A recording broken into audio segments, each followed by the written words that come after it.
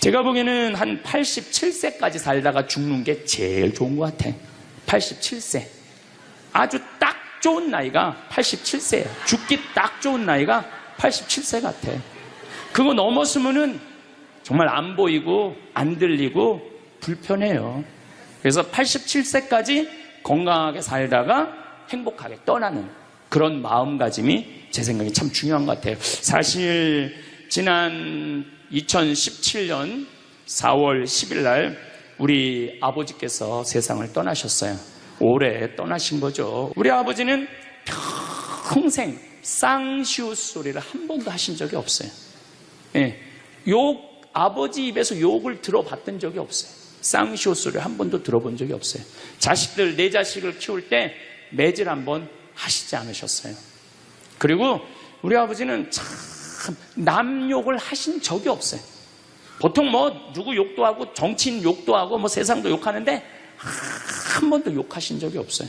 그리고 지금 요즘 아버지 생각을 이렇게 보면은 아버지한테 제일 놀라운 거는 우리 아버지가 그냥 옛날에 연초제조창이라고 담배 회사 그냥 기능 공무원이셨어요. 그러니까 뭐 여유 있게 돈을 쓰실 기회가 없으셨죠. 근데 어렸을 때도 돈이 없어서 불편하다, 돈이 있었으면 좋겠다 그런 말씀 하신 적이 없어요. 그냥 월급 봉투 딱 어머니한테 던지면은 뭐 집이 어떻게 됐든 아무 상관하지 않으시고 당신 산에 다니시고 정말로 신선같이 사셨어요. 근데 아버님이 올 초에 2달 고생하시고 돌아가셨어요. 40년 동안 병원 한 번 안 가시다가 2달 전에 쓰러지셔서 병원에 모셨죠. 병원에 모셨는데 내가 우리 형제들한테 그랬어요. 우리 아버지 평생 자식만을 위해서 살았다. 가족만을 위해서 살았다. 오로지 정말로 사랑하는 가족을 위해서 투신하신 분이다. 우리 아버지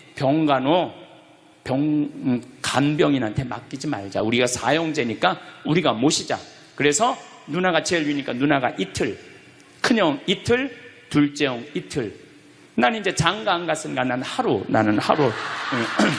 그래서 우리 뭐 형제들은 전부 다 결혼하고 손자들이 전부 다 아들딸 이러니까 아이들이 다 돌아가면서 아버지 병간호를 했어요. 그야말로 자식들 품에서 돌아가셨죠. 자식들 품에서 돌아가셨어요. 근데 아버님이 이렇게 4월 10일 날 월요일 날 쓰러지셨는데 의사들이 심폐소생술 하겠느냐고 그랬을 때 우린 싫다고 그랬어요. 왜 마지막으로 돌아가시는 아버지 갈비뼈를 다 부러뜨려? 그 정도 쓰러졌으면은 87세에 그 정도 병이시면은 이제 돌아가실 때예요. 근데 많은 경우 돌아가실 때 심폐소생술 하게 돼 있어요. 근데 우리는 원하지 않았어요. 네 자식 다. 그리고 아버님이 이 골수염이라는 이 병을 앓으셨는데 좀 많이 아프신 병이에요. 마지막에. 그래서 내가 아버지 원도 한도 없이 마약 놔드렸어요. 모르핀. 왜 죽기 전에 아프면서 죽어야 돼? 마약. 그래서 조금만 아픈 기미만 보이면은 간호사한테 가갖고 마약 놔달라고, 모르핀 놔달라고. 여러분들 죽기 전에 하느님이 인간한테 준 최고의 선물이 뭔지 아세요? 마약이에요. 마약. 그래서 호스피스 병동에서 아플 때 진통제 놔드리는 거, 마지막 효도는 마약 많이 놔드리는 거예요.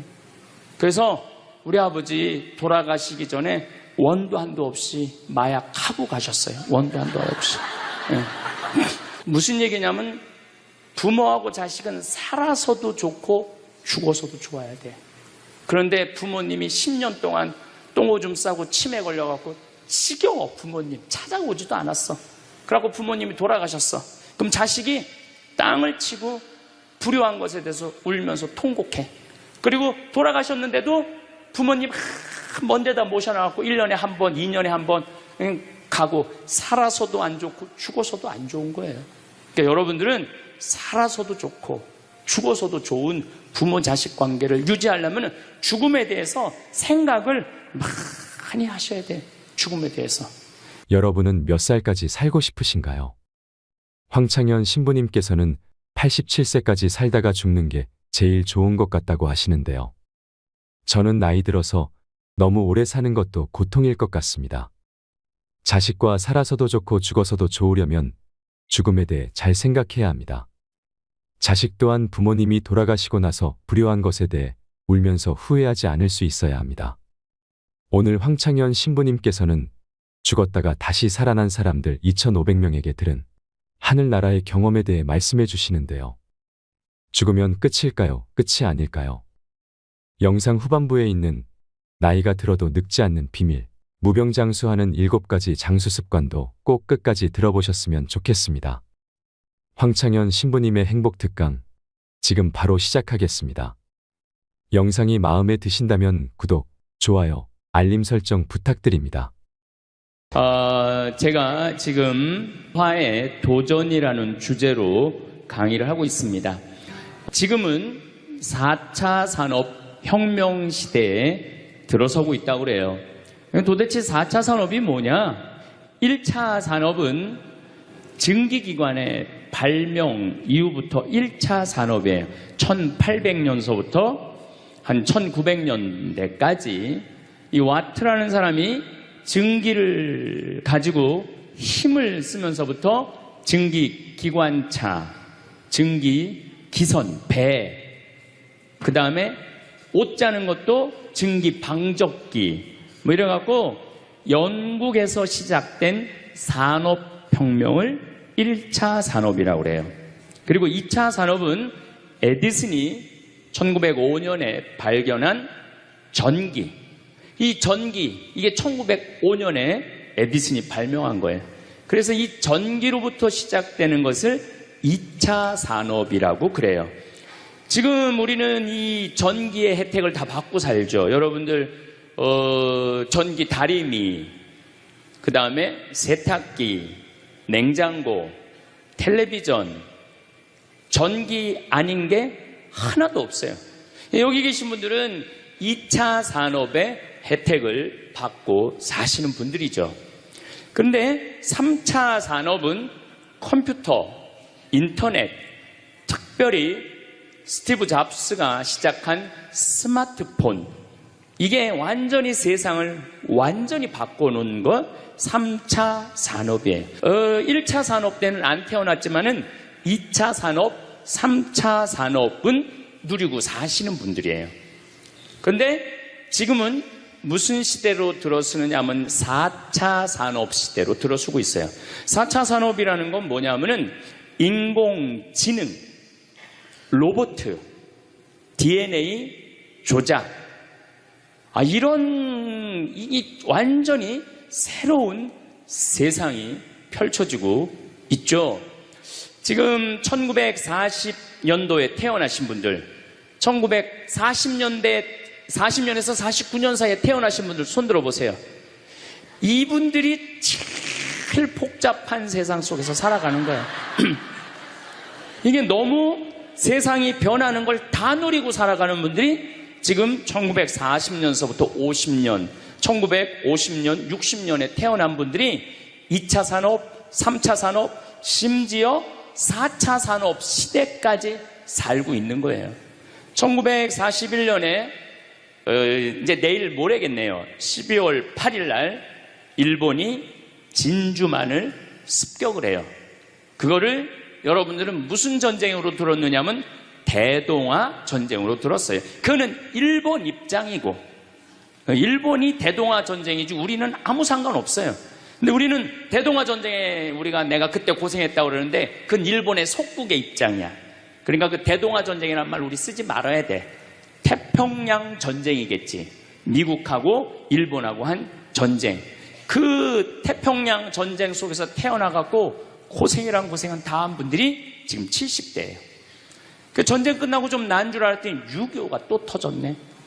그래갖고 또 피난 가고 또 일사후퇴 겪으면서 고통 겪고, 전쟁 끝나고 난 다음에는 우리나라가 아프리카에 있는 웬만한 나라들보다 못 살았어요. 아프리카에 있는 웬만한 나라보다 못 살았어. 전쟁 끝나고 난 다음에 정말로 허리띠 졸라 매가면서 잘 살아보자고. 우리도 한번 잘 살아보자고. 그래갖고 너무 가난한 나라에서 올해 우리가 3만 달러를 넘었을 거라고 그래요. 3만 달러를 넘었으면은 드디어 선진국에 들어서는 거예요. 가장 가난한 나라에서 선진국까지 변화를 여러분들은 경험하고 계신 거예요. 그러니까 여러분들은 너무나 혼란스러운 세상 속에서 이날 이때까지 헤쳐나오고 계신 거예요. 근데 문제는 이제 2020년부터 펼쳐질 4차 산업 시대, 이것까지 살아야 되니까 얼마나 복잡해. 이것까지 살아야 되니까. 그리고 그냥 중간에 살다가 죽으면은 이 꼴 저 꼴 안 보고 그냥 좋은데, 아니, 안 죽으면서 지금 70대 후반 되신 분들, 앞으로 보통 20년 정도 더 사실 거예요. 70년대 후반 되신 분들. 근데 60대 되신 분들은 120살까지 거의 살 거예요. 지금 60대 되신 분들은. 그리고 재수 없는 60대들은 200살까지 살 거예요. 200살까지. 재수 없는 60대들은. 그 이야기를 제가 오늘 하려고 그러는 거예요. 자, 제가 한 10년 전에 평화방송에 이런 강의를 했었어요. 아마 또 평화방송에서 계속 틀어주니까 그 내용이 나올 거예요. 10년 전에 한 얘기예요. 앞으로 2020년이 되기 시작하면은 인간은 세 종류로 나눠질 것이다. DNA 조작 인간. 이제 DNA를 조작할 수가 있어요. 우리가 눈을 밝게 할 수도 있고, 귀를 잘 들리게 할 수도 있고, 근육이 완전히 이 아놀드 슈왈거네처럼 근육이 막 이렇게 튀어나오게 할 수도 있어요. 운동 안 해도 DNA 조작 인간. 옛날에는 DNA를 한번 내가 DNA가 어떤지 검사하려고 그러면은 2억 내지 3억이 들었어. 그런데 지금은 내 DNA를 검사하는데 얼마면 검사할 수 있냐면 5만 원이면 검사할 수 있어요. 5만 원이면. 세상이 엄청 변한 거예요. 그래서 이제는 지금 태어나는 아이들은 이제 아파서 병원 가는 일은 거의 없을 거예요.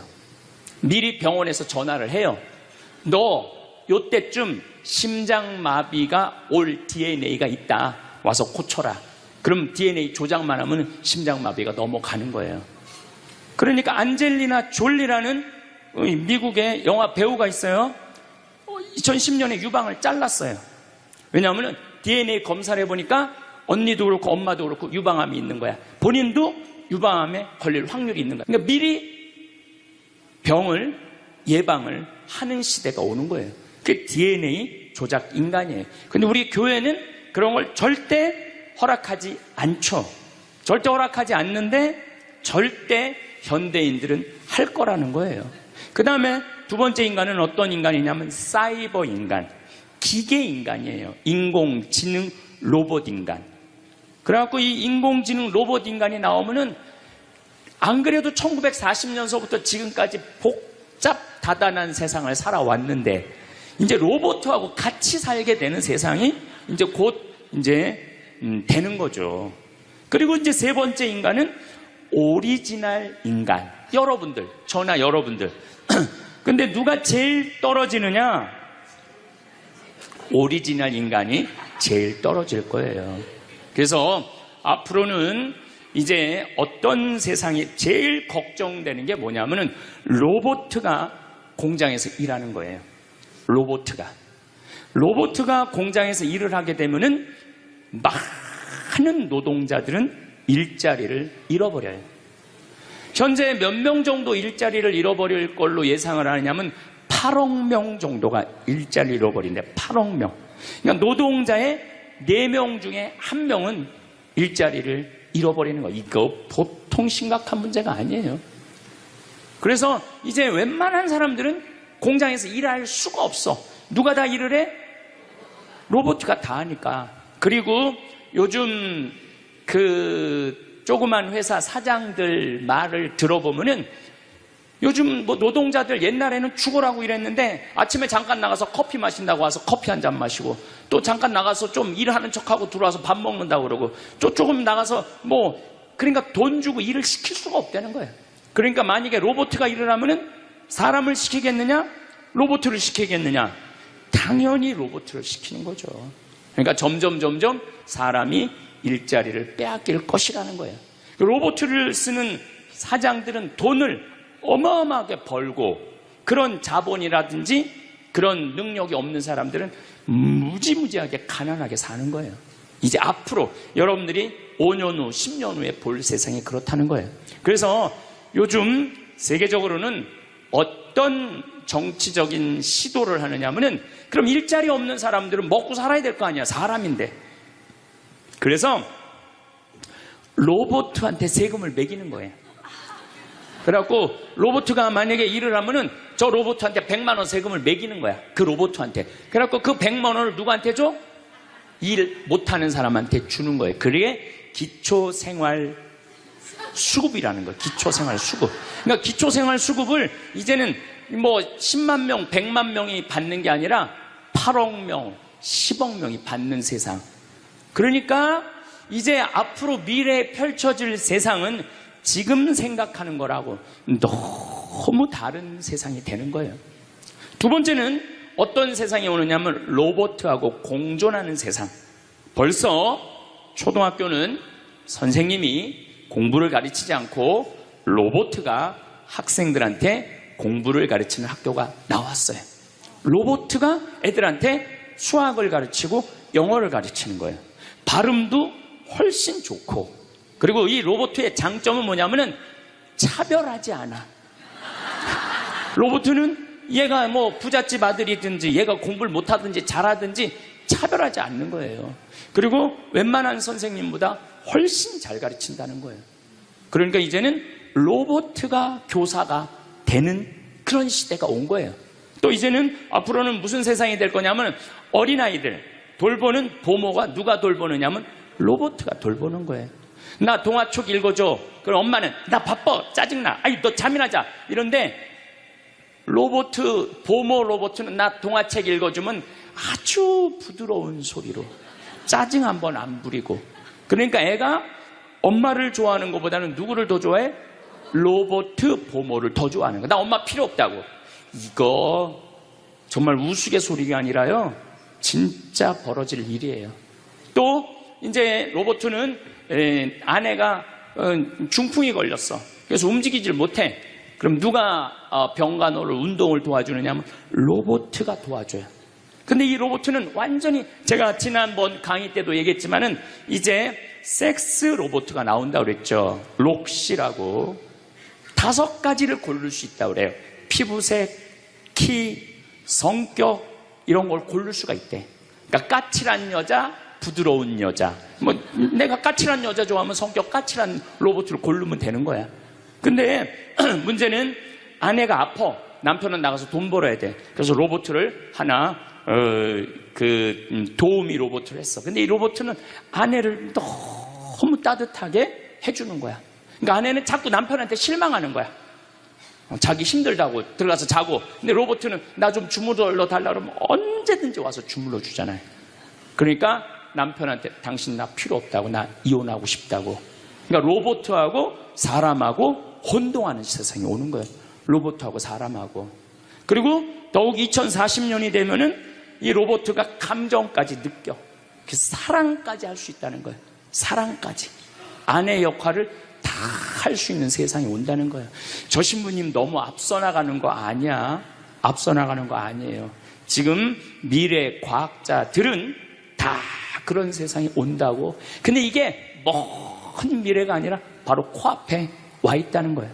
바로 코앞에 와 있다는 거예요. 3D 프린터기로 콩팥 만들 수 있어요. 간 만들 수 있어요. 요즘 시도하는 건 심장까지 만들어 갖고, 이제 앞으로는 이제 여러분들이 이제 한 90살쯤 되면은 85살쯤 돼도 그럴지 몰라.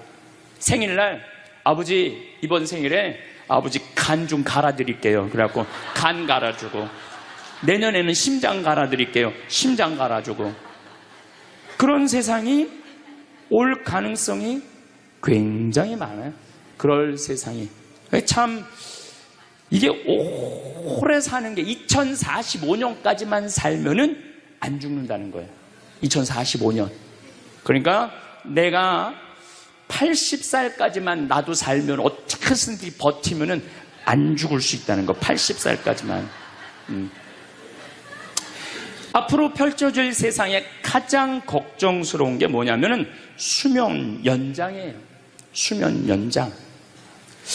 여기 계신 분들 중에 아까도 말씀드렸지만은 100살, 120살, 정말로 재수 없으면은 200살까지 살 수 있는 분들이 많습니다. 실질적으로 많아요. 근데 여러분들 오래 사는 거 좋을까요? 내가 많은 분들이 오래 살기를 원해요. 안 죽는 걸 원해요. 근데 내가 만약에 앞으로 뭐 길게 안 보고 딱 120살까지 산다고 보면 내가 앞으로 67년 정도 더 살면은 120살 되거든요. 67년. 근데 내가 앞으로 67년 동안 사는 동안 불면증이 있어. 매일 밤마다 잠이 안 와. 67년 동안. 그 여러분들 좋을 것 같아요? 내가 정말로 마음 안에 미움이 너무너무 꽉 차 있어. 67년 동안 계속 미움 속에서 살아. 분노가 꽉 있어. 67년 동안 분노 속에서 항상 좌절감을 맛보고 있어. 우울하고 있어. 내가 우울해. 또 좋으래. 어떨 땐 좋을 땐 너무 좋고 싫을 땐 너무 싫고 그렇게 막 up and down 그러면서 앞으로 50년, 60년 사는 거 좋아요? 그렇게 성숙함이 없이 살 거면 그냥 지금 죽는 게 나아. 지금 죽는 게 나아요. 내가 앞으로 60년 동안 살면서 매일매일 감동하고 매일매일 행복하고 매일매일 감사하고 매일매일 사랑한다면은 앞으로 60년 사는 거 괜찮겠죠. 그런데 60년 내내 잠도 못 자고 미움 속에서 자식들 원망 속에서 외로움 속에서 배신 속에서 불행 속에서 오래 사는 거 좋아요? 적당한 나이에 죽는 거 내가 보기엔 그 축복이에요. 그래서 여러분들은 이제 나는 이 복잡한 세상 속에서 사는 것도 중요하지만 어떻게 죽을 거냐 이 시나리오를 잘 준비해야 돼요. 난 어떻게 죽을 거냐. 나는 생일날 애가 심장 갈아준다면 나 그거 필요 없다. 내 생일 선물로 그 심장 필요 없다. 그냥 나는 하느님이 주신 생명 그 수명 그대로 살다가 그냥 행복하게 떠날 거다. 그런 마음이 중요해요. 근데 우리가 성숙하지 못하면은 그냥 무조건 안 죽으려고만 용을 쓰는 거예요. 또 하늘나라에 대한 희망이 없는 사람들이 안 죽으려고 그러는 거예요. 아니 지금 있는 것보다 하늘나라 올라가면 훨씬 행복하면은 안 죽을 이유가 뭐 있어? 죽으면 되지. 그냥 사는 날까지 즐겁게 살다가 죽는 날 즐겁게 죽으면 되는 거예요. 이 훈련이 꼭 필요해요. 여러분들 이게 뭐 요즘 알고리즘 그러는데 그건 다 제쳐두고 내가 인생의 설계가 필요해. 나는 몇 살까지 살다가 더 이상 치료받지 않고 암이 걸리면은 안 갈고 그냥 안 갈고 간 안 갈고 신장 안 갈고 췌장 안 갈고 그냥 하느님 품으로 간다는 생각이 아주 중요하다는 거예요. 제가 보기에는 한 87세까지 살다가 죽는 게 제일 좋은 것 같아. 87세. 아주 딱 좋은 나이가 87세예요. 죽기 딱 좋은 나이가 87세 같아. 그거 넘었으면은 정말 안 보이고 안 들리고 불편해요. 그래서 87세까지 건강하게 살다가 행복하게 떠나는 그런 마음가짐이 제 생각에 참 중요한 것 같아요. 사실 지난 2017년 4월 10일 날 우리 아버지께서 세상을 떠나셨어요. 올해 떠나신 거죠. 우리 아버지는 평생 쌍시옷 소리를 한 번도 하신 적이 없어요. 예, 아버지 입에서 욕을 들어봤던 적이 없어요. 쌍시옷 소리를 한 번도 들어본 적이 없어요. 자식들, 내 자식을 키울 때 매질 한 번 하시지 않으셨어요. 그리고 우리 아버지는 참 남 욕을 하신 적이 없어요. 보통 뭐 누구 욕도 하고 정치인 욕도 하고 뭐 세상도 욕하는데 한 번도 욕하신 적이 없어요. 그리고 지금 요즘 아버지 생각을 이렇게 보면은 아버지한테 제일 놀라운 거는 우리 아버지가 그냥 옛날에 연초 제조창이라고 담배 회사 그냥 기능 공무원이셨어요. 그러니까 뭐 여유 있게 돈을 쓰실 기회가 없으셨죠. 근데 어렸을 때도 돈이 없어서 불편하다, 돈이 있었으면 좋겠다, 그런 말씀 하신 적이 없어요. 그냥 월급 봉투 딱 어머니한테 던지면은 뭐 집이 어떻게 됐든 아무 상관하지 않으시고 당신 산에 다니시고 정말로 신선같이 사셨어요. 근데 아버님이 올 초에 2달 고생하시고 돌아가셨어요. 40년 동안 병원 한 번 안 가시다가 2달 전에 쓰러지셔서 병원에 모셨죠. 병원에 모셨는데 내가 우리 형제들한테 그랬어요. 우리 아버지 평생 자식만을 위해서 살았다. 가족만을 위해서 살았다. 오로지 정말로 사랑하는 가족을 위해서 투신하신 분이다. 우리 아버지 병간호 간병인한테 맡기지 말자. 우리가 4형제니까 우리가 모시자. 그래서 누나가 제일 위니까 누나가 이틀, 큰형 이틀, 둘째 형 이틀. 난 이제 장가 안 갔으니까 나는 하루.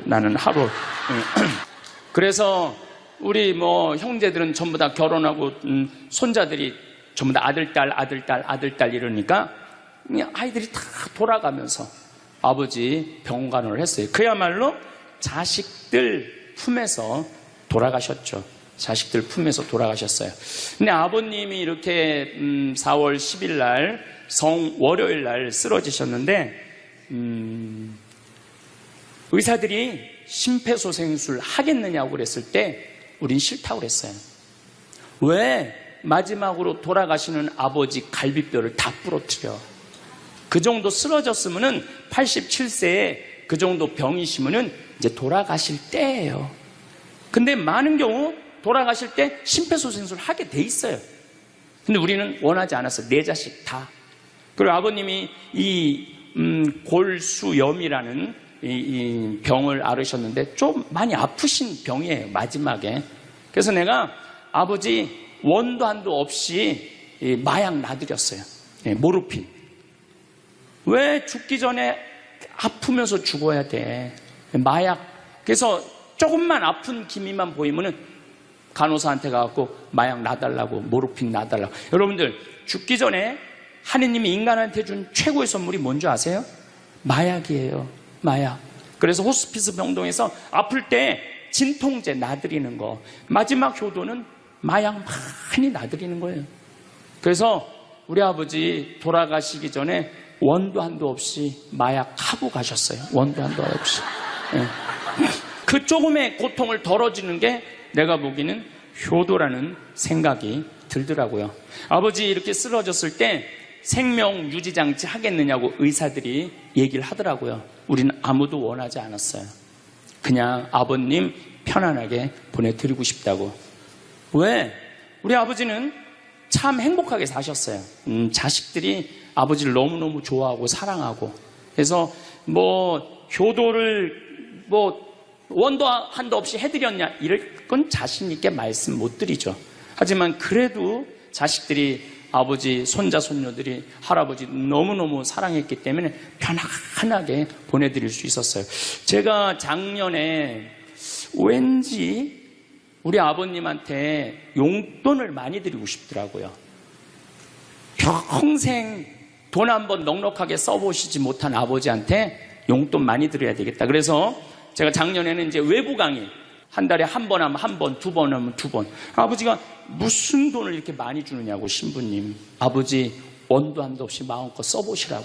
그래서 작년 한 해 내도 그전에는 조금씩 용돈 드리다 작년에는 그냥 막 이만큼씩 드렸어요. 아버지 원도 한도 없이 쓰시라고. 마음 안에 이런 마음이 있었어요. 한번 평생 마음껏 돈 한번 써보시지 못한 아버지 마음껏 돈 쓰시라고. 그랬다 뭐 1억을 드리거나 2억을 드린 게 아니야. 100만 원, 200만 원, 한 달에 300만 원 용돈 드린 거죠. 그러니까 아버님이 노인정에 그 노인 어르신들 밥 다 사고 또 우리 자녀들이 그 23명인데 아버지한테 식사하러 가면은 아버지가 밥값을 다 냈대. 우리 누나가 항상 하는 얘기가 아버지 지갑에 항상 100만 원 있었대요. 그래갖고 얼마나 기분이 좋아. 아버지 돌아가셨을 때 노인정에서 그랬대요. 물주 세상 떠나서 어떻게 하느냐고 그랬대. 물주 세상 떠나서 어떻게 했느냐고. 아버님이 1년 동안 원관도 없이 즐겁게 사시다가 세상 떠난 거예요. 저는 효도도 나중에 한다는 건 다 거짓말이야. 효도하려면 언제 해야 돼? 지금 해야 돼, 지금. 부모님한테 돌아가시고 난 다음에 땅을 치고 통곡하는 거 다 소용없어요. 그냥 내가 지금 할 수 있을 때 최선을 다해서 효도하는 게 그게 효도라는 생각이 들더라고요. 어쨌거나 아버님은 쓰러지신 날 당신 스스로 걸어서 화장실 가셔서 아침까지, 그리고 오후 1시에 쓰러지셨어요. 그래갖고 밤 10시 41분에 돌아가셨어요. 근데 제가 아버지한테 그랬어요. 아버지, 돌아가시려면은 오늘 돌아가셔야 된다고. 왜냐면 그날이 성월요일이었거든요. 성화요일 날 돌아가시면은 장례미사를 못해요. 왜냐하면 성목요일 날은 장례미사를 못하게 돼 있어요. 성금요일, 토요일 다 장례미사 못해요. 그리고 예수부활 대축일 장례미사 못해요. 그리고 그 다음 월요일 날 장례를 해야 되는 거야. 의사 선생님은 오늘 내일 돌아가실 것 같다고 그러는데 내가 그랬어. 돌아가시려면 오늘 돌아가시라고, 내일 돌아가시지 말고. 근데 딱 10시 41분에 돌아가셨어요. 그래서 성수요일 날 아버님 장례 미사를 하는데 우리 수원교구에 주교님 4분이 다 오셨어. 얼마나 그게 영광스러워요. 주교님이 4분이나 오셨으니까. 왜냐하면 성주관이니까 주교님들이 외국에 아무도 안 나가시고 교구청에 다 계셨던 거야. 얼마나 좋아요. 주교님 4분이 다 오셔서 미사를 봉헌해 주시니 얼마나 축복된 아버지예요. 또 신부님들이 많이 오셔갖고 그 성당에 수원 정작 꽃매 성당인데 꽤 그래도 큰 성당인데 신부님들이 꽉 차갖고 젊은 신부들이 지하에서 미사를 봉헌했다는 거예요. 그것처럼 축복이 어디 있어요. 그냥 하루라도 더 살라고 용 쓰다가 화요일 날 돌아가셨으면 7일장 하는 거예요. 7일장. 하루라도 더 살라고 용을 쓰셨으면. 근데 우리 아버지는 정말로 살아있을 때도 나한테 행복을 주시는데 떠나실 때도 행복하게 떠나시더라고요. 여러분들도 마찬가지예요. 여러분들도 살아있을 때도 행복하게 사시고 죽을 때도 행복하게 죽으세요. 괜히 안 죽으려고 이렇게 용 쓰고 저렇게 용 쓰다가 누워서 10년 동안 똥오줌 싸기 시작하면요, 그때부터는요 지옥이야, 지옥. 여러분들은 제일 좋은 거는 자다가 주무시다가 죽는 거예요. 그런데 갑자기 돌아가시면 자식들이 너무 힘들으니까 그저 3개월 정도 앓으시다가 돌아가시면은 자식이 이별할 시간을 주는 거예요. 자식이 이별할 시간 주는데 3개월이 넘었으면 그때부터 우리 아버지 언제 죽나. 내가 며칠 전에 들은 얘기예요. 멀쩡한 집에 딸 둘이 무당한테 가갖고 그랬대요. 우리 엄마 언제 죽느냐고. 그래서 무당이 그랬대요. 엄마가 지금 아프냐고. 안 아픈데 너무 건강한데 우리를 너무 힘들게 해갖고 언제 죽는지 너무 궁금해서 와봤다고. 이게 부모 자식지간의 일이야. 부모 자식지간의 일이야. 그러니까 여러분들은 이제 자식한테 뭘 기대서 산다는 생각 꿈도 꾸지 말고, 죽을 때도 자식한테 효도받는다는 생각하지 말고 여러분들이 알아서 미리 써놓으세요. 대학에 호스피스 박사가 있어요. 이분은 2,500명 죽었다 살아난 사람들, 2,500 죽었다 살아난 사람들 여러분들 많은 거 아시죠? 왜 죽었다 살아난 사람들이 많아요? 심폐소생술 때문에. 의술이 좋아갖고 죽었다 다시 살아난 사람들 2,500명을 조사를 해봤어. 근데 죽었다 살아난 사람들의 경험, 하늘나라에 대한 경험을 얘기를 들어보니까 너무 평온하고 너무 행복하다는 거예요. 그리고 죽으면은 바로 몸에 빠져나가서 자기를 본대요. 자기를. 그래갖고 여러분들 죽은 사람들 그 주위에서 이 친지들이 하는 말이 다 들린대. 그 몇 분 동안, 하늘나라 올라가기 전에 몇 분 동안은. 그러니까 절대 죽은 사람한테 그렇게 살더니 참 잘 죽었다, 그런 소리 하면 안 된다는 거예요. 끝까지 좋은 소리를 해야 된다는 거예요. 사랑한다, 고맙다, 하느님 품으로 가라, 예수님, 마리아, 요셉한테 가라, 정말로 기도해 줄 테니까, 이렇게 말해야지. 그렇게 우리를 괴롭히더니 이렇게 죽는다고, 정말로 지옥에 갈 사람이라고 이렇게 말하면은 다 영원히 듣는다는 거예요. 그리고 죽었다 살아난 사람들의 아주 기가 막힌 얘기는, 안 못 보는 사람은 죽으면 다 보인다는 거예요. 눈이 다 보인다는 거예요. 그게 그냥 하는 게 아니라 다시 살아 돌아와서 아무것도 못 봐. 근데 의사가 무슨 반지를 어떻게 꼈고, 이 병원이 어떻게 생겼고, 누가 어디 자리에 있습니까지 다 아는 거야. 죽었다가 죽으면은 눈이 보이는 거야. 다리 없는 사람은 다리가, 자기 다리가 있다는 거예요. 듣지 못하는 사람은 듣고, 아픈 사람은 아픈 부위가 다 없어진다는 거야. 그러니까 여러분들 지금 살아있으면서 몸에 허리도, 아까 할아버지 한 분 안수해달라고 그래갖고 허리가 막 이렇게 구부러진 사람 죽으면 딱 펴진다는 얘기예요. 그러니까 완전히 사도 바오로의 말씀처럼 새로운 모습으로 변하는 거야. 죽으면 끝이 아니야. 하느님께로 가는 여행의 시작이에요. 그러니까 죽는 거를 막 그냥 밀어내시지 마세요. 한 70년, 80년 살았으면 살 만큼 살지 않았어? 그렇죠? 뭐하러 200년을 살아? 뭐하러 300년을 살아? 또 200년, 300년 사는 것도 좋아요. 그런데 정말로 감동 속에서, 행복 속에서, 사랑 속에서 200년, 300년을 살면 좋지. 근데 여러분들 한 200살 되면 여러분들하고 놀아줄 사람이 몇 명이나 될 것 같아? 200살 단 사람하고. 그 외로움 속에서 사는 거예요. 그래서 자연의 순리를 따르고 사는 게 가장 좋은 거예요. 자연의 순리를. 그래서 사는 만큼 살다가 떠날 때 이제 누구한테 간다고 생각하면 돼? 하느님, 아버지한테로 간다고 생각하면 돼. 그래서 죽는 게 결코 나쁜 게 아니에요. 저도 아버님을 보내드리면서 굉장히 슬펐죠. 하지만은 우리 아버지 너무너무 열심히 사셨고, 마지막에 우리 주교님들, 우리 사제들, 또 수많은 교우들이 기도 속에서 저는 아버지 하늘나라로 갔다고 생각을 해요. 또 아버지는 살아생전에 고향이 경상도 함양인데 어머니가 이미 가묘를 다 해놨어, 고향에다가. 근데 아버지는 고향에 가기 싫다는 거예요. 어머니는 고향에 가고 싶고, 죽으면은. 그래서 아버지는 나는 고향에 안 가. 어머니 왜 안 가냐고, 그 고향에 그 좋은 산소 써놓고. 그래서 맨날 두 분이 간다 안 간다 그러시더라고요. 난 그 얘기를 들을 때마다 참 웃기더라고요. 왜 웃기냐면은 갔다가 모셔다가 묻는 건 우린데 본인이 간다고 가고 안 간다고 안 가. 우리가 모시는 대로 가는 거지. 근데 작년에 아버님이 굉장히 건강하셨어요. 오래 쓰러지시기 전에.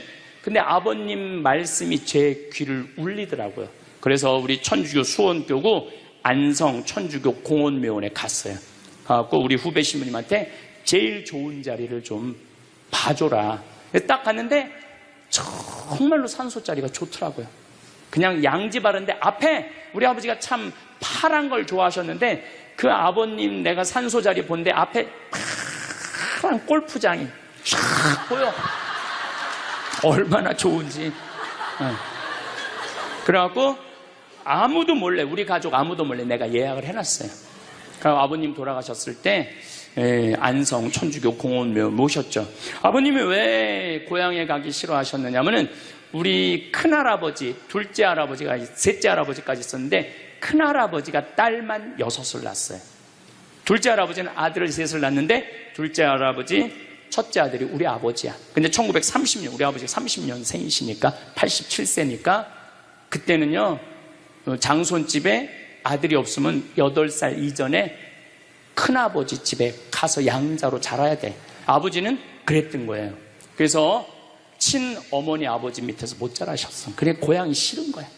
그래서 난 고향에 안 간다고. 근데 제 생각에는 그 아버님의 마음을 헤아려 주는 게 난 예의라는 생각이 들더라고요. 그래서 아버님 원하는 대로 안성에 모셨는데 얼마나 좋은지 몰라요. 어제도 갔다 왔어요. 그냥 오며 가며 가는 길에, 강의 가는 길에 한번 가서 뵙고, 우리 아버님 마지막까지 담배를 피셨어요. 그것 때문에 돌아가신 거지만은, 그래갖고 어제도 담배 한 대 탁 물려드렸어요. 예, 피시라고. 갈 때마다 담배를 한 대씩 물려드리세요. 예. 무슨 얘기냐면, 부모하고 자식은 살아서도 좋고 죽어서도 좋아야 돼. 그런데 부모님이 10년 동안 똥오줌 싸고 치매 걸려갖고 지겨워. 부모님 찾아오지도 않았어. 그래갖고 부모님이 돌아가셨어. 그럼 자식이 땅을 치고 불효한 것에 대해서 울면서 통곡해. 그리고 돌아가셨는데도 부모님 먼 데다 모셔놔갖고 1년에 한 번, 2년에 한 번 가고, 살아서도 안 좋고 죽어서도 안 좋은 거예요. 그러니까 여러분들은 살아서도 좋고 죽어서도 좋은 부모 자식 관계를 유지하려면 죽음에 대해서 생각을 많이 하셔야 돼. 죽음에 대해서. 근데 이제 아버님 돌아가셨는데 딱 화요일 하루 장례를 했는데 조문객들이 얼마나 많이 왔는지 밥을 7번을 했대요. 보통 장례 밥 한 번 한대. 근데 밥을 7번 했대. 우리 형님 둘도 나만 활동을 많이 하는 게 아니라 형님 둘도 어마어마하게 친구가 많더라고 보니까. 우리 누님도 그렇고. 그러니까 그냥 1000명 이상이 조문객이 왔으니까 조의금도 굉장히 많이 들어왔다는 얘기죠. 조의금도. 근데 내가 그 조의금을 싹 모아서 평창으로 갖고 왔어요. 우리 형제들은 조의금을 구경도 못했어요. 제가 왜 그걸 싹 모아서 갖고 왔느냐 하면은, 내가 본당 신부 때 장례식장에 교우들 초상 남은 가면은 상주가 안 나와. 그 왜 안 나오냐 그랬더니 저기 지금 방에 들어가고 조의금 갖고 싸운다는 거야. 네가 더 가질 거냐 내가 더 가질 거냐. 여러분들, 저는 우리 지금 대한민국이 이 변화, 제가 변화의 도전이라는 주제로 강의를 하지만 이 변화되는 세상에 생각을 바꿔야 돼요. 이제 지금 기업의 0.3%가 우리나라 총이익의 50%를 갖고 있대요. 그러면 그 0.3% 되는 대기업가들이 다 가난한 사람을 위해서, 나라를 위해서 세금을 내놔야 돼요. 이 시대는 이제 로봇가 자리 다 뺏어가고 사이버 인간이 다 뺏어가고 우리는 어떻게 살아, 인간은. 그래서 이 정치가 중요한 거예요. 21세기는. 그래서 그런 사람들 다 뺏어서 직장 생활 못하는 사람들한테 기초생활급 줘야 돼. 또 직장 생활 안 하는 사람들은 사람이 일을 안 하면은요 행복하지 않은 거예요. 일을 안 하면. 여기 계신 분들 혹시 불면증 걸리신 분들 있죠? 제가 불면증 치료법 알려드릴게요. 어떻게 하면 잠을 잘 오느냐면 아침 6시에 일어나. 그래갖고 아침 기도해. 아침 기도, 부모를 위한 기도, 나라를 위한 기도, 자녀를 위한 기도 다 해. 그리고 정성스럽게 이불 개고 세수, 머리도 다 드라이기 쓰지 말고 수건으로 다 말려, 머리도. 그리고 밥 정성스럽고 해 먹고, 목욕탕도 가갖고 묵지기도 5단 있는 힘 땀 다 빼고, 그리고 발차기도 하고, 목욕탕 안에서 제일 좋은 거라는 거예요. 그리고 산책하고 미사 참여하고 성서 쓰고 정성스럽게 행동을 하세요. 설거지도 정성스럽게 하고. 그러면은 저녁 8시만 되면 기절해서 자요. 여러분들이 하루 생활이 정성스럽지 않기 때문에 잠을 못 자는 거예요. 기절해서 자요. 저는 요즘 지금 목도 지금 특강을 너무 많이 해갖고 목이 쉬었는데, 요즘 이렇게 어제도 대전 강의 갔다 와서 7시만 되니까 막 눈알이 뒤집어지려고 그러더라고요. 눈알이. 그러면 자는 거예요. 근데 아무것도 안 하고 그냥 가만히 움직이지 않으면요 밤에 잠이 안 오죠. 당연히 잠이 안 오죠. 그래서 정성스럽게 사는 게 중요한 거예요. 어쨌거나 하여튼 아버님 그 조의금을 싹 갖고 왔어요. 평창에. 그래갖고 내가 우리 형제들한테 얘기했어요. 아버님 돌아가신 조의금은 어린아이를 위해서 쓸 거고, 어머님이 돌아가신 조의금은 노인분들을 위해서 쓸 거다. 그래서 이번에 잠비아에 에이즈 어린이 고아원 짓는데 아버님 조의금 보냈어요. 빈센트 병원에서 이번에 20명을 수술을 해줬는데 그 중에 2명 아버님 조의금으로 또 수술도 해주고 아직도 많이 남아있어. 아직도. 이제는 여러분들 떠날 때 자식한테 주고 떠나지 마세요. 세상에 주고 떠나세요. 어떤 세상에? 어렵고 힘들고 고통받는 사람들한테 주고 떠나세요. 그리고 미국이나 유럽은 보통 할머니들이 다 나 조의금 어디다 보내라. 어느 수도원에 보내라. 어느 고아원에 보내라. 어느 장애시설에 보내라. 다 그런다는 거예요. 대한민국 사람들만 죽을 때까지 이기적으로 죽는 거예요. 살아서도 이기적으로 살고 죽을 때도 이기적으로 죽는 거예요. 그래서 하여튼 우리 형제들은 조의금 구경도 못했어. 대신 내가 우리 형제들한테 보내준 선물이 있어요. 조의금 명단은 다 보내줬어. 타이프 쳐갖고. 갚아야 될 거 아니야. 갚아야 될 거 아니야. 되게 죽은 사람들의 경험을 들어보면은 내가 이 키블러 로스라는 이분 책을 요즘 계속 읽고 있는데 기가 막힌 거는 딸이 죽었어. 근데 다시 살아났어. 근데 이 딸이 아빠 엄마한테 얘기하는 거. 엄마 아빠 내가 죽었는데 오빠가 나를 너무 행복하게 기다리고 있어. 그래서 그 오빠랑 놀았는데 너무너무 행복했어. 근데 이 엄마 아빠는 너무너무 놀란 거예요. 왜 놀랐느냐 하면은 이 아이가 태어나기 전에 오빠가 죽어갖고 단 한 번도 오빠 얘기를 한 적이 없거든. 근데 죽어서 그 오빠가 기다리고 있는 거예요. 그러니까 이 기가 막힌 노릇 아니에요. 또 이런 경우도 있었다고 그래요. 어떤 경우가 있었느냐면은 교통사고가 났어. 여동생, 오빠, 아빠가 했는데 오빠하고 아빠는 죽은 거야. 이 여동생은 다 기절한 상태에서 죽었는지 안 죽었는지 확인할 길이 없잖아요. 근데 다시 죽었다고 생각하고 병원에 가서 살아났어. 근데 이 여동생이 엄마 너무 슬퍼하지 마. 하늘나라에서 오빠하고 아빠가 날 기다리고 있어. 너무 행복해. 근데 얘는 오빠하고 아빠가 죽었는지 모르는 상태에 혼수 상태인데 그걸 아는 거예요. 근데 여기 특징 중에 하나는 죽어서는 살아있는 사람은 절대 못 본대요. 죽은 사람만 본다는 거예요. 죽은 사람만 하늘나라에서 본다는 거예요. 그래서 여러분들도 세상 떠나면은 하느님 기다리고 있고 너무 행복한 나라로 가는 거예요. 그러니까 죽음은 그 번데기가 이 알을 까고 자기 껍데기를 까고 나비가 되는 것처럼 지금보다도 훨씬 아름다운 세상으로 가는 게 죽음이에요. 이제 21세기는 안 죽는다고 100살을 사니 200살을 사느니 좋은 게 아니에요. 100살, 200살 동안 불면증, 우울증, 미움, 분노, 외로움, 심심함으로 사는 것보다 그냥 한 70, 87세까지 살다가 죽어갖고 행복하게 먼저 떠난 사람들하고 하느님 품에서 행복하게 사는 게 좋죠. 그래서 여러분들 이제 행복하게 살다가 행복하게 떠나셔야 돼. 그리고 제가 늘 말씀드리지만 나중에 행복하지 마세요. 언제 행복해? 지금 행복하세요. 지금. 나중에 돈 쓰지 말고 언제 써? 지금 쓰세요. 지금. 그리고 여기 있는 분들 지금 얼굴을 보니까 돈 쓸 수 있는 마지막 얼굴들이 많다니까. 마지막 얼굴들이 많아. 그리고 우리나라는 이제 드디어 3만 달러를 넘어서요. 선진국 대열에 들어서요. 선진국에 들었으면은 어르신들, 노인분들 연금 지금 20만 원에서 60만 원, 70만 원으로 다 올라가요. 그러니까 돈 없는 거 걱정하지 마세요. 여러분들이 엉뚱한 사기에만 안 당하면은 먹고 사는데 아무 지장 없어.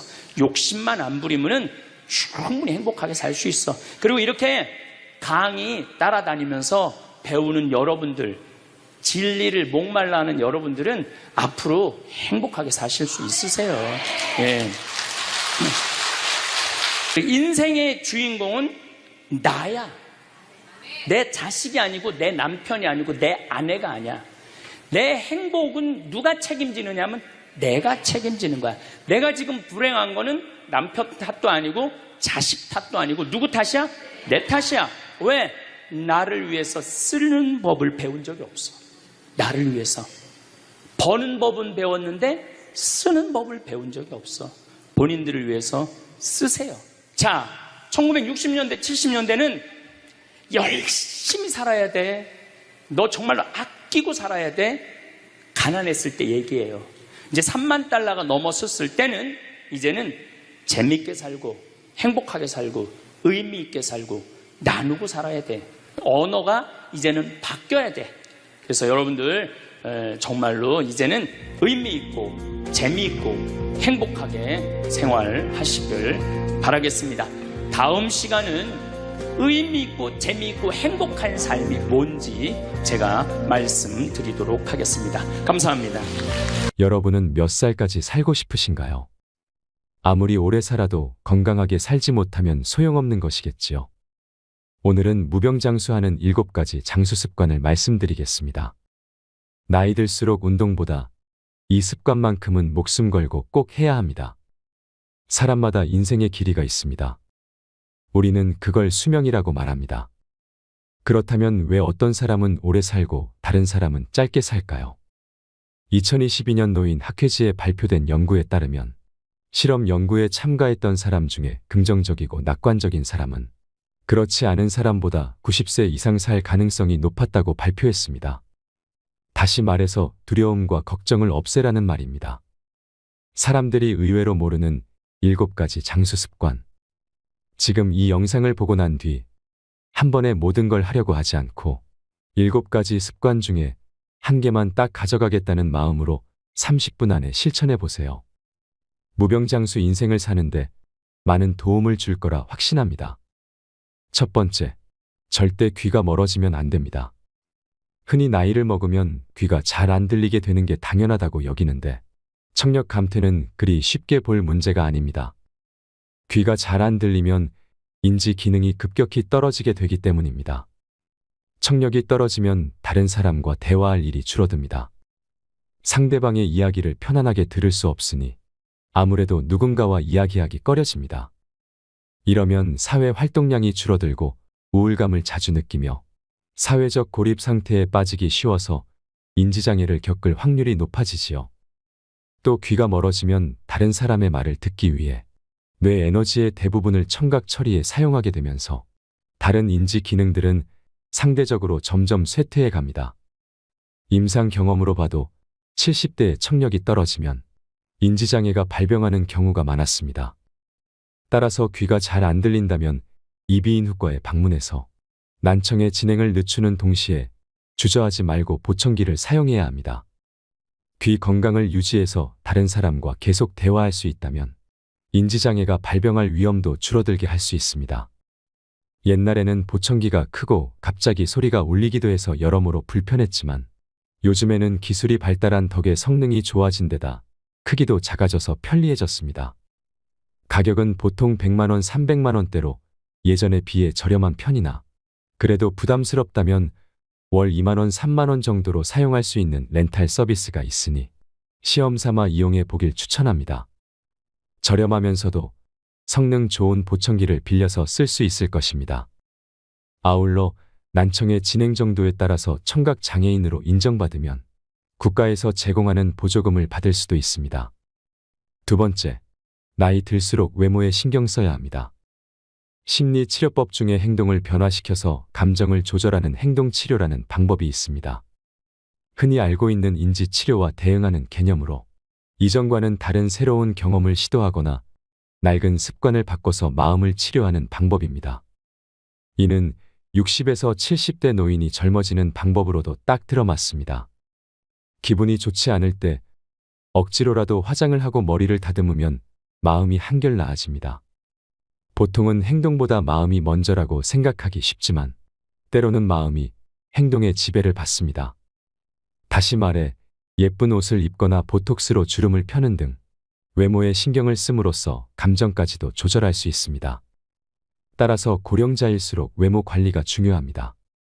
지금까지 만나온 여러 환자들을 보더라도 겉모습이 노인에 가까울수록 감정의 노화가 더욱 성큼성큼 진행되어 결국에는 전신 기능이 쇠약해지는 경우가 많았습니다. 반대로 노인임에도 외모에 신경을 쓰는 사람은 대체로 건강합니다.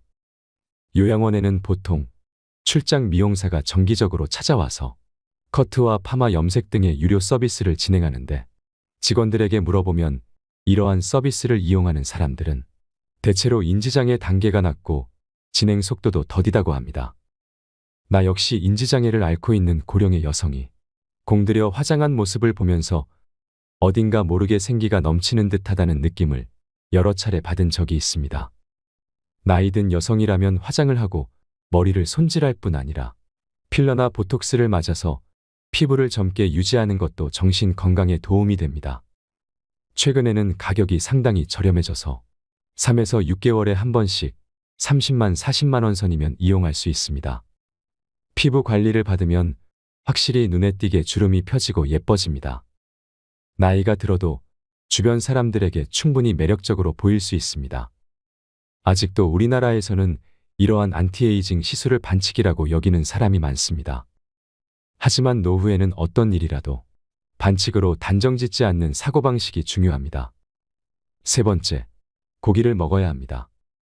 강연장에서 고령자일수록 고기를 먹어야 한다라고 말하면 열의 9은 콜레스테롤 수치가 걱정된다는 대답이 돌아옵니다. 이러한 걱정을 덜어주기 위해 여기서 확실하게 언급하건대 콜레스테롤이 몸에 해롭다는 말은 가짜 뉴스, 즉 잘못된 정보입니다. 오히려 노후에 건강하게 지내려면 콜레스테롤은 반드시 필요합니다. 애초에 콜레스테롤은 인간을 포함한 동물의 몸을 구성하는 지방의 일종입니다. 성호르몬과 세포막의 재료로서 생명체에게 없어서는 안 될 주요한 성분입니다. 그뿐 아니라 뇌에서 세로토닌을 운반하는 중요한 역할을 맡고 있습니다. 세로토닌이란 뇌의 신경세포들 사이에서 여러 자극이나 감정을 전달하는 신경전달 물질 중의 하나입니다. 신경전달 물질 중에는 도파민, 아드레날린이 유명하지만 세로토닌은 이런 신경전달 물질의 분비량을 조절하는 지휘관 같은 존재로서 인간의 마음을 조종하는 역할을 담당합니다. 콜레스테롤은 이와 같은 세로토닌을 운반하는 물질로 콜레스테롤 수치가 높은 사람일수록 우울증에 걸릴 확률이 낮고 또 우울증에 걸리더라도 빨리 나을 수 있습니다. 또한 콜레스테롤은 남성 호르몬인 테스토스테론을 구성하는 재료입니다. 요즘 성관계를 맺지 않는 사람이 늘어나고 있는 이유도 콜레스테롤을 줄여야 한다는 잘못된 믿음이 퍼지면서 남성 호르몬 수치가 줄어든 탓에 있다고 생각합니다. 더욱 놀랍게도 콜레스테롤 수치가 낮으면 암에 걸리기 쉽다는 연구 자료도 있습니다. 이는 면역 세포를 구성하는 재료가 부족해지기 때문입니다. 물론 콜레스테롤 수치가 지나치게 높으면 고콜레스테롤 혈증으로 동맥경화를 일으킬 위험도가 높아지는 것이 사실입니다. 하지만 반대로 너무 낮아도 혈관이 약해져서 뇌졸중을 앓을 확률이 커집니다.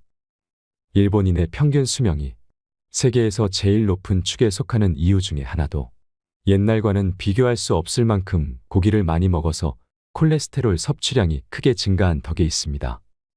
콜레스테롤 수치가 오르면서 혈관이 탄력 있고 튼튼해졌고 때문에 출혈성 뇌졸중으로 인한 사망자가 감소한 것입니다. 네 번째, 많이 씹어야 합니다. 음식과 관련해서 씹기의 중요성도 언급하고 싶습니다. 예전에 초등학생을 대상으로 다음과 같은 기억력 테스트를 실시한 적이 있습니다. 다양한 색깔의 판을 배치해서 30초간 외운 다음 그것과 똑같은 순서로 색깔 카드를 뽑게 하는 시험이었습니다.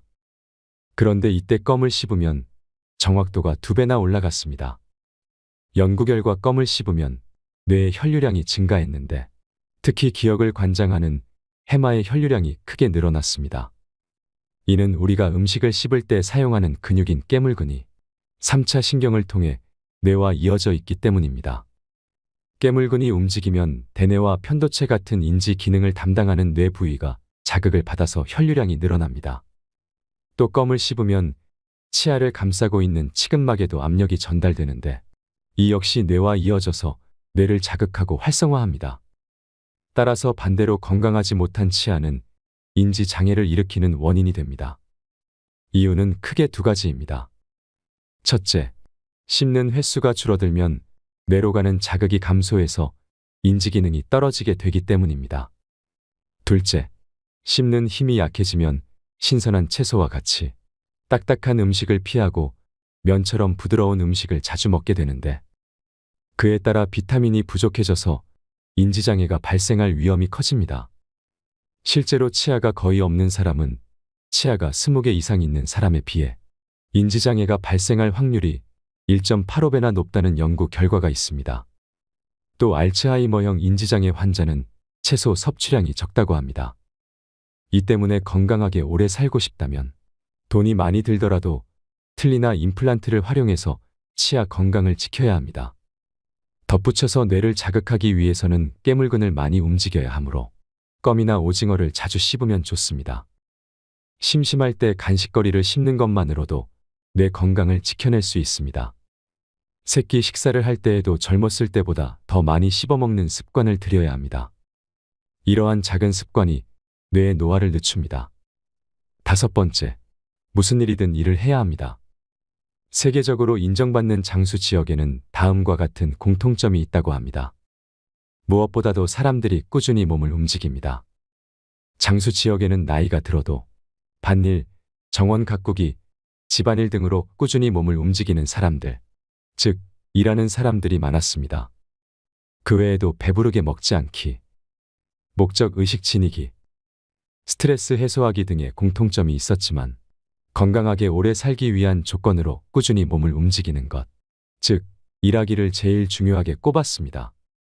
일하기의 중요성을 알려주는 또 다른 예로는 영국의 한 경제지에서 수십 년에 걸쳐 진행한 행복도에 관한 조사를 들 수 있습니다.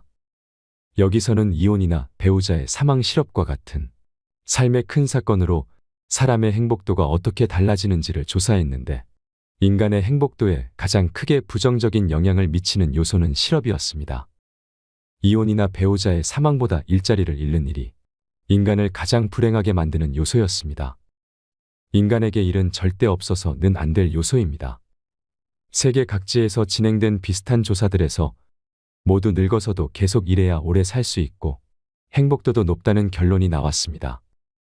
관련 자료를 다 소개하자면 책 한 권을 채우고도 남을 정도로 방대합니다. 그만큼 과학적으로 밝혀진 사실임이 틀림없다는 뜻입니다.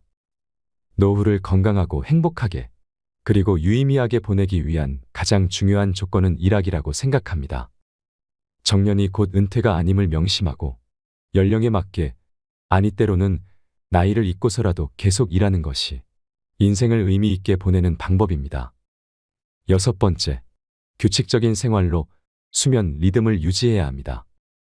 불면증의 원인은 다양합니다. 우울증이 원인인 경우도 있고 순환기계 질환처럼 몸 상태가 좋지 않아서 잠을 못 자는 경우도 있습니다. 하지만 대부분은 잠들지 못할까 봐 두려워하는 정신적인 문제에서 기인합니다. 이러한 종류의 불면증은 규칙적인 생활을 하면 크게 나아집니다. 먼저 밤에 잘 자기 위해서는 아침에 일어나는 시간을 일정하게 유지해야 합니다. 회사에 다닐 때는 출근 시간이 정해져 있으므로 저절로 기상 시간이 일정할 수밖에 없었는데 당시에는 무척 피곤하게 느껴졌겠지만 그것은 우리의 몸과 마음에 좋은 영향을 미쳤습니다. 매일 같은 시간에 일어나는 습관이 심신의 변화를 최대한 막아주었기 때문입니다. 그러나 은퇴 후 그럴 필요가 없어서 기상 시간이 들쑥날쑥하게 되면 세로토닌과 같은 신경 전달 물질의 분비가 줄어들고 세로토닌이 부족해지면 수면을 유도하는 멜라토닌이 줄어들어 수면 장애를 겪기 쉽습니다. 따라서 신경 전달 물질의 정상적인 분비를 촉진하기 위해서는 매일 아침 같은 시간에 일어나야 합니다. 전날 밤 푹 자지 못했건 늦게 잠이 들었더라도 아침이 되면 평소와 같은 시간에 침대에서 나와야 합니다. 당일은 조금 피곤하고 졸리겠지만 길게 보면 뇌와 몸을 지키는 좋은 습관입니다. 여기에 매일 아침 같은 시간에 식사를 하면 수면에 더욱 긍정적인 효과를 미칩니다. 수면 리듬을 일정하게 유지하기 위해서는 식생활의 리듬도 중요하기 때문입니다. 7번째, 성호르몬 감소를 주의하세요. 중장년층은 성호르몬 감소에도 주의해야 합니다. 나이를 먹으면 남성은 남성 호르몬이, 여성은 여성 호르몬이 줄어듭니다. 남자든 여자든 모두 중성화된다는 말입니다. 성호르몬 감소는 우리의 몸과 마음의 변화를 일으킵니다. 이로 인한 갱년기 장애는 주로 여성에게서 나타난다고 알려져 있지만 사실 남성에게도 갱년기 장애가 찾아옵니다. 갱년기 장애가 오면 자율신경계의 이상으로 온몸에 다양한 증상이 나타납니다.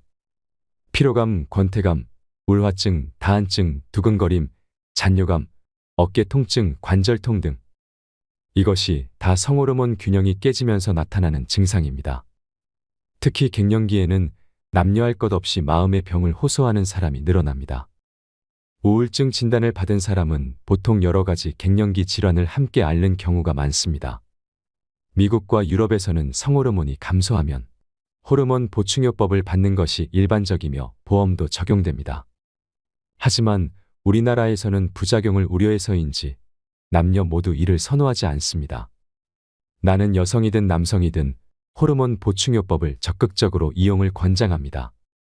만약 갱년기 장애를 앓고 있는 남성이라면 주저하지 말고 병원에 있는 남성 건강 클리닉 등을 방문해서 상담을 받아보세요. 마지막으로 노후에 주어진 7만 3천 시간을 의미 있게 살고 싶다면 기억해야 할 것이 있습니다. 1960년대에는 평균 수명이 남성은 65세, 여성은 70세였습니다. 당시 정년은 평균 55세였으므로 퇴직 후 남성에게 남은 생은 고작 10년 정도였습니다. 하지만 지금은 퇴직 후 남은 생이 20년을 훌쩍 넘어 30년에 가까워졌습니다. 여생이라 부르기에도 민망한 긴 시간입니다. 정년을 맞이한 60세의 나이는 새로운 인생이 시작되는 해라고 봐야 합니다. 노후에 우리에게 주어진 시간은 얼마나 될까요?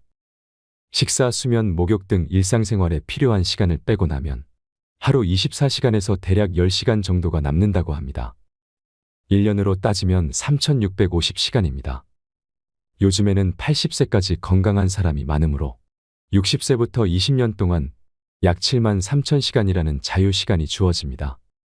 현재 연간 평균 노동시간이 1915시간이니까 20세부터 60세까지의 40년 동안 약 7만 6천 시간을 일하는 셈인데 이렇게 본다면 정년 이후 우리에게는 젊은 시절 일했던 시간만큼의 자유시간이 또다시 생기게 됩니다. 노후에도 여전히 많은 시간이 남아있는 것입니다. 노후에 주어진 터무니없이 긴 시간을 유의미하게 보내는 방법은 두 가지입니다. 하나는 공부하기이고 나머지 하나는 일하기입니다. 안타깝게도 인간의 뇌는 공부와 일 외에는 쉽게 질려버리기 때문입니다. 유럽과 미국에서는 행복한 은퇴 생활이라는 말을 즐겼으면 일찍 은퇴한 뒤 노후에는 여행과 취미 생활을 마음껏 즐기며 살아야 한다는 사회적 분위기가 형성되어 있지만 이는 어디까지나 분위기일 뿐 실상은 좀 다릅니다.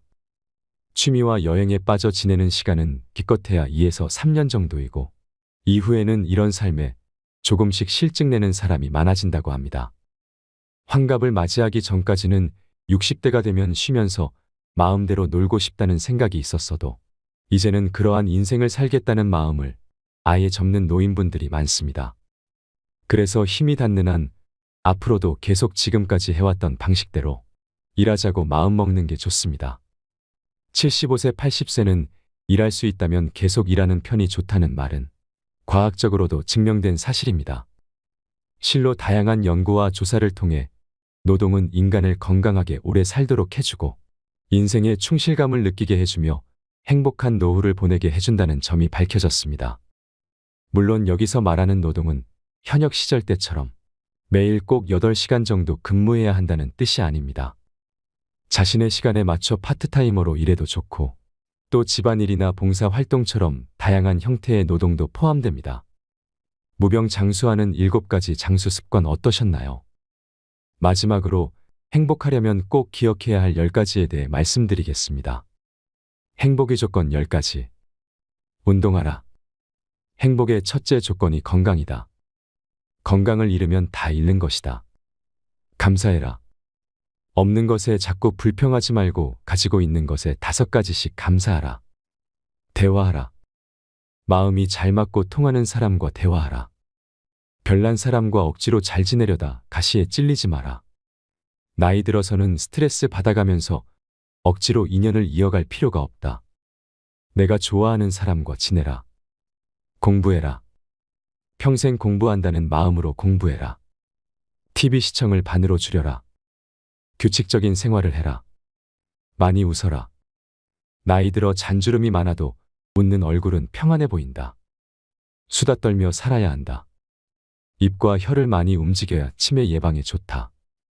주변의 소중한 이들에게 먼저 전화해라. 사랑도 먼저 하는 것이 중요하다. 나 자신을 사랑하라. 자신을 귀하게 여겨라. 나를 사랑할 줄 아는 사람이 남도 사랑할 수 있다. 나이 드신 분들 중에는 자신보다 자식에게 올인하는 사람이 많다. 이것은 어리석은 일이다. 나보다 자식이 먼저인 사람의 자식은 절대로 행복할 수 없다. 부담과 죄책감을 안고 살아가기 때문이다. 이웃에 친절하라. 지혜로운 노인은 베풀고 산다. 이는 물질적인 것뿐만 아니라 정신적인 면도 포함된다. 먼저 배려하고 친절을 베풀고 사랑하라. 오늘 이야기한 내용이 여러분들께 도움이 되었으면 좋겠습니다. 이상으로 책틀맨이었습니다. 끝까지 시청해 주셔서 감사합니다.